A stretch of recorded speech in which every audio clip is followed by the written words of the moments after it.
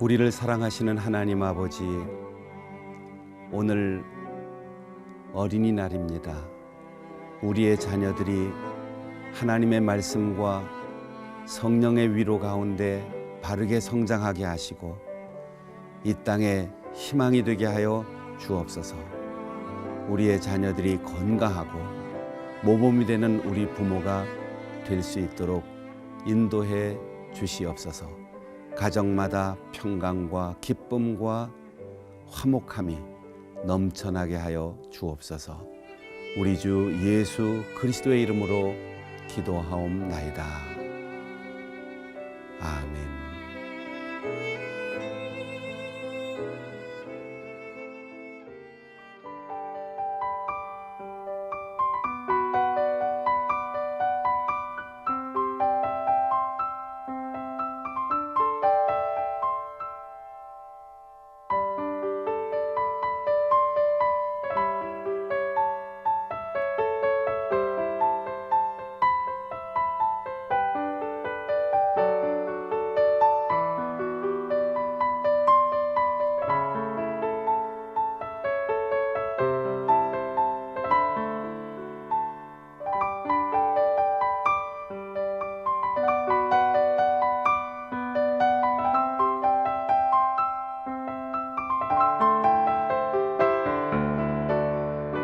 기도로 여는 하루, 박순영 목사입니다.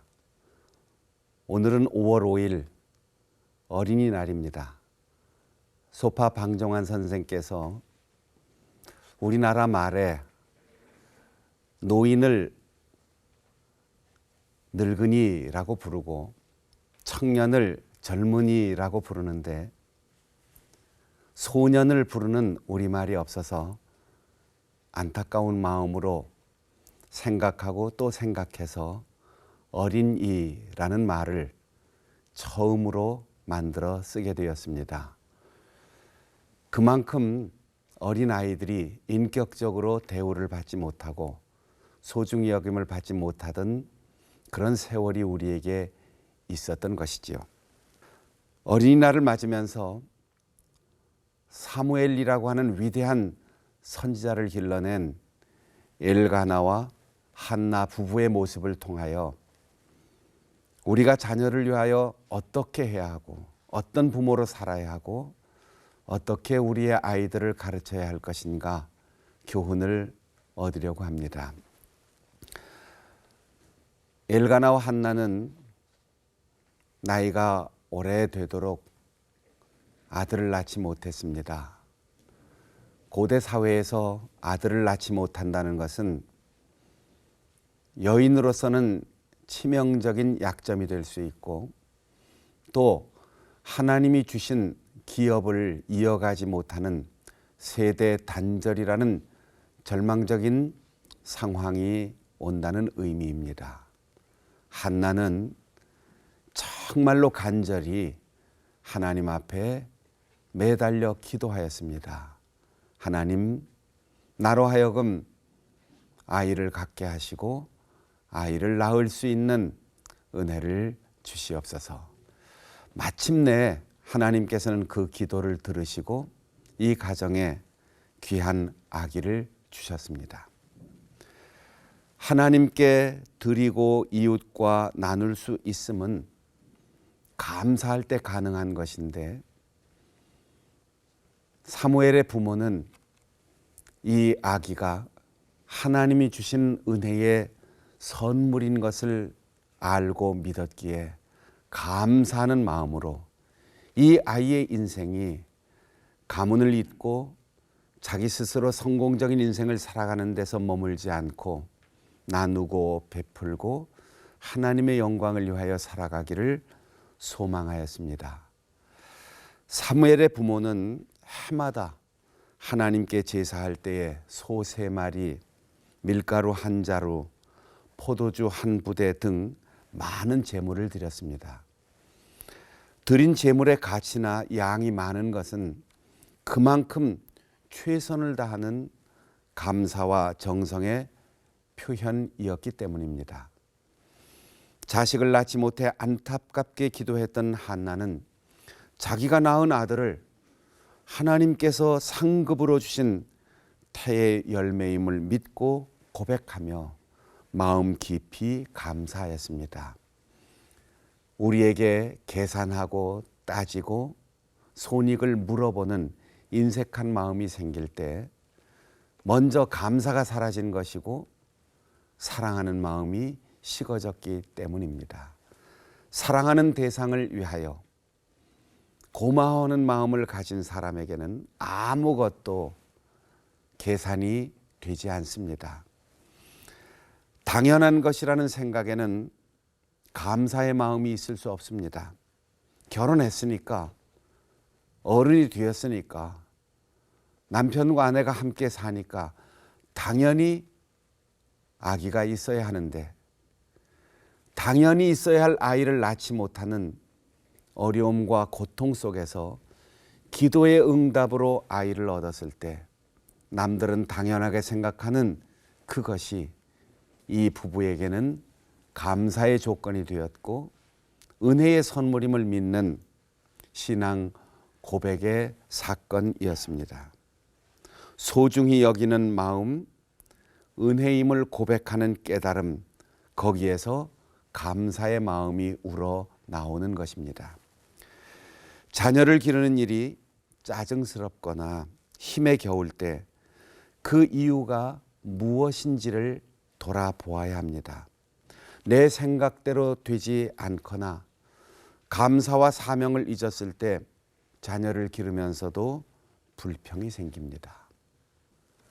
불행한 일이 생기기 전에 있는 그대로 우리의 일상에 매일매일 감사의 조건을 발견하되 특별히 우리의 자녀들이 있음 그것만으로도 부모에게 감사의 조건이 되어야 합니다. 엘가나와 한나는 아들을 얻고 그의 이름을 우리들이 드린 기도를 하나님이 들으셨다라는 신앙의 고백으로 사무엘이라 하였습니다. 사무엘의 부모는 아들을 낳을 수 있었던 것이 오직 하나님의 은혜 때문임을 믿게 되었습니다. 그래서 사무엘이 자라 젖을 뗀 후에 실로에 있는 성소를 찾아가 제사장에게 맡겨서 아이가 평생토록 하나님께 헌신하며 살도록 하였습니다. 어떻게 얻은 자식인데, 어떻게 낳은 아들인데 평생을 성소에 바친다는 결심이 그 부모에게 섰을까요? 소유권이 하나님께 있음을 믿었기 때문입니다. 하나님의 은혜 때문임을 고백했기 때문입니다. 그리스도인이라면 누구든지 자녀를 기르면서 내 자식이 하나님께 헌신적인 모습으로 살아가기를 바랄 것입니다. 그러나 늘 핑계가 있습니다.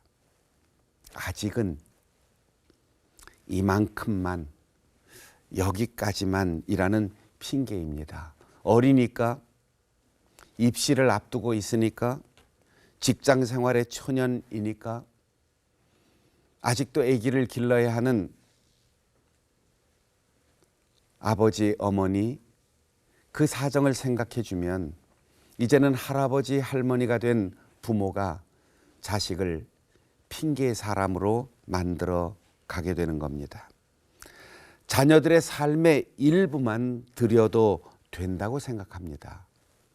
그러나 하나님은 하나밖에 없는 아들을 보내주셨습니다. 그것도 아직 우리가 죄인이었을 때 말입니다. 주님은 죄인인 우리를 위해 삶의 전부를, 피를 쏟고 목숨까지 내어주셨습니다. 그 은혜를 받은 우리는 우리의 자녀들이 꼭 목회자나 선교사가 아니더라도 그들의 매일, 그들의 직업, 그들의 재능 모두를 하나님께 드려 헌신함으로 평생을 주님의 일꾼으로 살아가도록 가르쳐야 합니다. 부모가 자녀를 헌신토록 하는 것은 직업을 바꾸는 것이 아니라 삶의 목적을 바꾸는 것이고 용도를 바꾸는 것입니다. 엘가나는 아내에게 오직 여호와께서 그 말씀대로 이루시기를 원하노라 라고 말했습니다. 좋은 부모는 자기가 먼저 하나님께 순종하는 사람입니다. 젊은 자의 자식은 장사의 수중에 화살 같다라는 시편 127편의 말씀이 있습니다. 목표를 정하는 것은 화살이나 활이 아니라 사수이며, 활은 화살이 정확하게 목표에 이를 수 있도록 구부러지는 고통을 감수할 뿐입니다. 마찬가지로 영원의 사수이신 하나님께서 우리의 자녀를 위한 목표를 정하실 때에 활처럼 무릎을 꿇고 기도하며 허리를 굽혀 경배하는 신앙의 어버이가 좋은 부모입니다. 우리의 자녀들이 영혼의 사수이신 하나님의 목표에 이를 수 있도록, 그분이 뜻하신 그 계획을 정확하게 명중시킬 수 있도록 우리가 허리가 구부러지고 등이 구부러지는 그 고통을 감수할 수 있는 마음이 있습니까? 우리는 늘 핑계합니다. 아직은 이만큼만. 그렇게 반복해서 평생을 핑계하다가 우리의 자녀들이 한 번도 하나님 앞에 헌신하는 모습을 보지 못한 채로 아쉽게 세상을 떠나게 될 수 있습니다. 자식을 위해서 부모가 할 수 있는 가장 중요한 일은 모범을 보이는 것입니다. 우리의 자녀는 내가 가르치는 대로 살지 않습니다. 내가 말하는 대로 살지 않습니다. 내가 보여준 대로 살게 되어 있습니다. 자식은 부모를 위해 기도해야 합니다. 내 생각과 내 뜻과 욕망을 투사시키지 않고 하나님의 뜻을 바로 알고 자녀를 바르게 가르칠 수 있는 지혜를 구하기 위해 기도해야 합니다. 그리고 무엇보다 자녀에게 관심을 표명해야만 진정한 사랑입니다. 우리에게 주신 인생의 가장 귀한 사명은 직장도 기업도 출세도 성공도 아닙니다. 우리의 자녀를 바르게 잘 길러 하나님의 뜻을 이 땅에 성취하는 것입니다. 관심과 모범과 기도를 통하여 하나님의 놀라운 역사를 자녀들을 통하여 이루어가는 우리 성도들이 되시기를 바랍니다. 하나님께서 오늘 우리에게 주신 말씀을 기억하며 함께 기도하시겠습니다.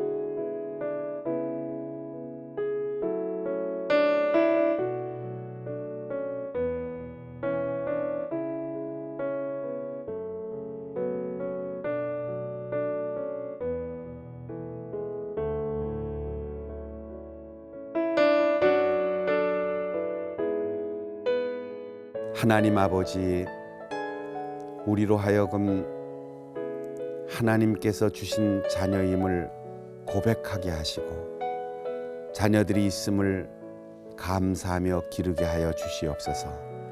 나의 자녀들을 향한 하나님의 뜻을 깨닫고 최선을 다하여 믿음으로 사명자로 기르게 하옵소서. 자녀를 원하지만 자녀가 없는 부모들에게 희망을 주시고 부모를 잃은 자녀들에게 용기를 더하여 주옵소서. 우리를 사랑하시는 예수 그리스도의 이름으로 기도하옵나이다. 아멘.